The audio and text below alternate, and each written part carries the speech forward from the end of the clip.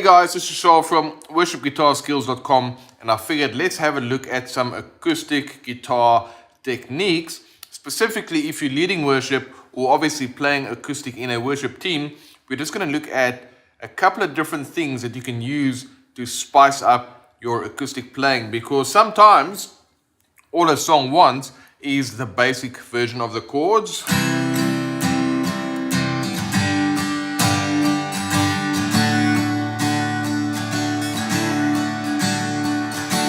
That's totally fine, but sometimes you want to spice things up from a rhythmic perspective or melodic perspective, or actually just come up with some interesting chord voicings to add another level and another dimension to your playing, and of course in turn to the song.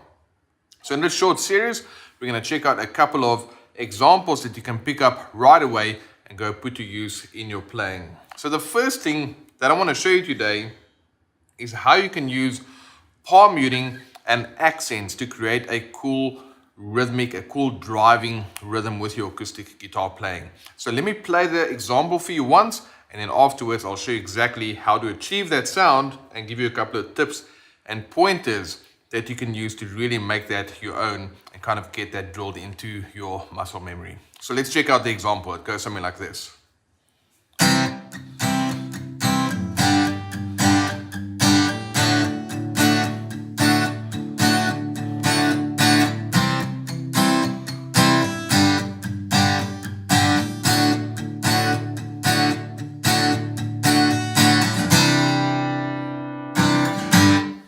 Alright, so very simple.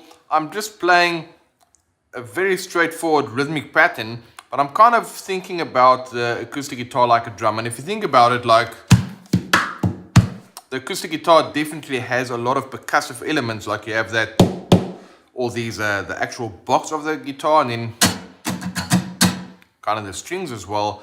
And then you've got the low strings together with the high strings. So if you look at the acoustic guitar like that, you can really think of it as a percussive instrument. Now, what I like to do with these kind of things is I like to divide the guitar up into two parts. So I've got my low bass strings and then my high treble strings. And that allows me to just think of it a little bit like, imagine a drummer with the kick drum being your low thumping sound, and then the snare being the more higher pitch sound that can kind of cut through a mix. And that's all I'm doing essentially over here. So what I'm doing is I'm playing a C chord, and I'm just using palm muting to play that chord. So to play palm muting, you just take this part of your palm and you rest it lightly on the strings right there by the bridge. And there you can start to see how I'm using this division that I've just mentioned, in terms of like all the palm mutes are being played on lower strings like this, but then when I'm placing the accents, I'm contrasting it with that higher sound. So now I've got a low sound and a high sound, and when I put those two together in a specific rhythmic pattern, which we're going to check out in a second, I get the following.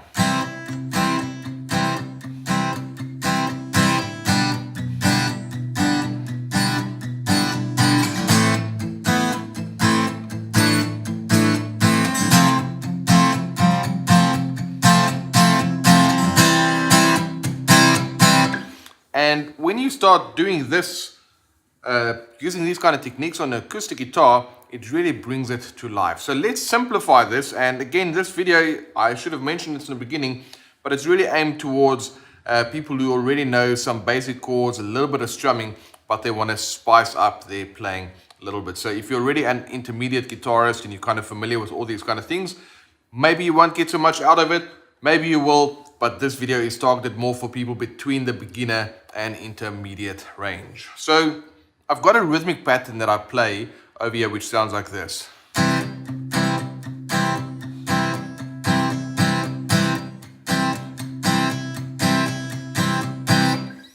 All right, so my accents goes like this. 1 and 2 and 3 and 4 and 1 and 2 and 3 and 4 and 1 and 2 and 3 and 4 and 1 and 2 and 3 and 4 and so what that means everything is being played with eighth notes, with these downstrokes. But when I want to get those accented notes ringing out, then I just play the strings like I've shown you in the beginning of the video. So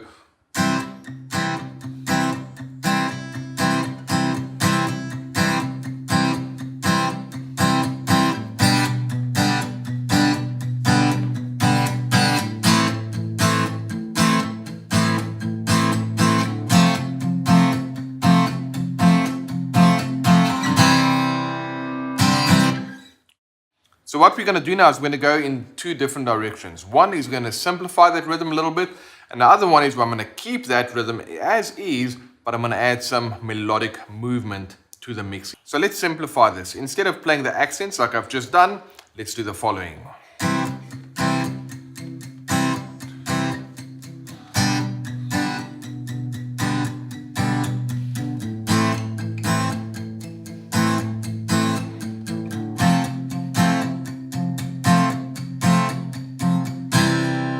So instead of playing my accents like this, 1 and 2 and 3 and 4 and 1 and 2 and 3 and 4, and I kept it simple and I only played 1 and 2 and 3 and 4 and 1 and 2 and 3 and 4 and 1 and 2 and 3 and 4 and 1 and 2 and 3 and 4 and the chords that I used in that example was just a C chord, G over B, A minor, and F major 7th over C.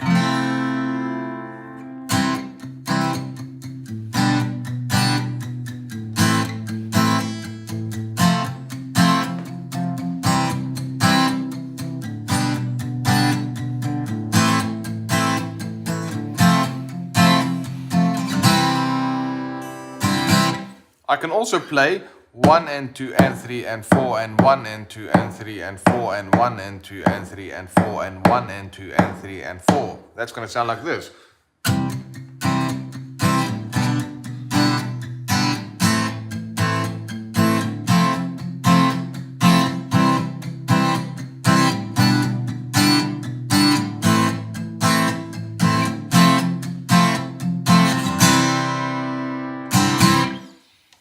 So that takes care of the technique side of it, where you want to have this bouncing kind of approach in your strumming hand, and you're making use of the combination of palm muted notes and the actual hitting the strings like that. So that's the technique behind it. So how do you know which kind of these rhythms can you actually use in a song? Well, that's going to depend on the feel of the song. So listen to the drummer, what the drummer does and where they kind of place the accents with their kick and the snare and so forth. And then as you play with them, try and emulate some of those rhythmic components. Because if you think about it, sometimes a song might just start with an acoustic guitar and the vocals, and then at some point the drums kick in, and as the song grows, the orchestration and of the drums and the dynamics of the whole band is going to change.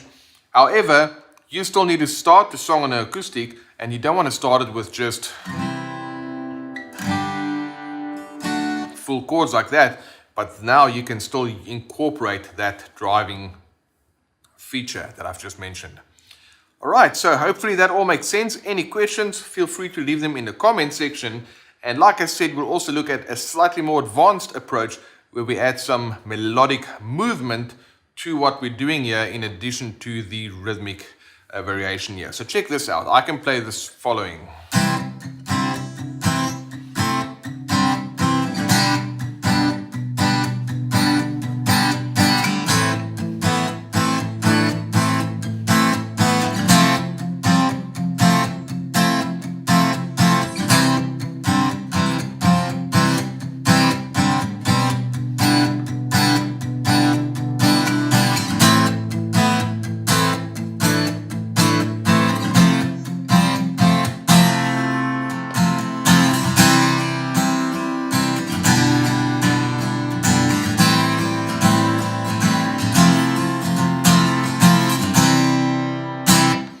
So what happened there is the first time, two things happened, right? I added in some melodic interest by adding in and taking away some notes within the chords, which I'll show you in a second.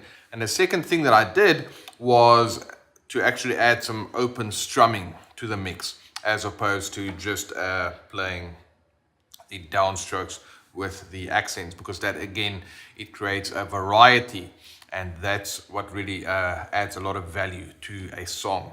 So what I did for C, for example, I could play C like this, could lift up my second finger, I could put my fourth finger on the third fret, back to its normal C. So now I've got those three notes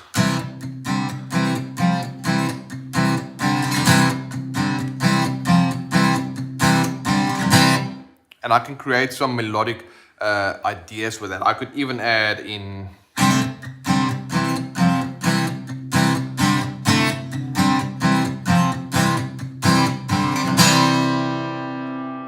which is just adding in that note there, the A note.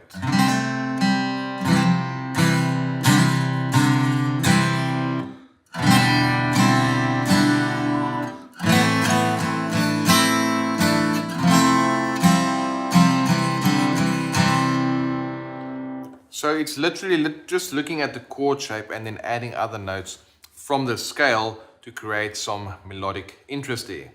All right, I wanted to keep this video nice and short. If you have any specific questions about what I've shown you and you'd like me to dive deeper into any one of these directions, feel free to leave a comment in the comment section below. And if you are a worship leader, leading worship with the acoustic guitar, and you want to spice up your playing and you want to find ways to bring in more melodic variety, more rhythmic variety, and learn a range of different chord shapes and techniques and just concepts like dynamics, all these wonderful things to spice up your playing so that you can be better equipped to lead your congregation in worship, what we've got is a form. There's a link right below in the description box where you can go ahead and tell us what you'd like to get some help with. I'll go over all those responses and I'll come back and film detailed videos about what you want. And the best of all, if you fill that in and you leave us your name and email address, we can let you know when those new videos are available. All right, guys, really hope you had fun learning these accents, the palm muting, and adding some of these melodic embellishments to create some melodic interest in your playing.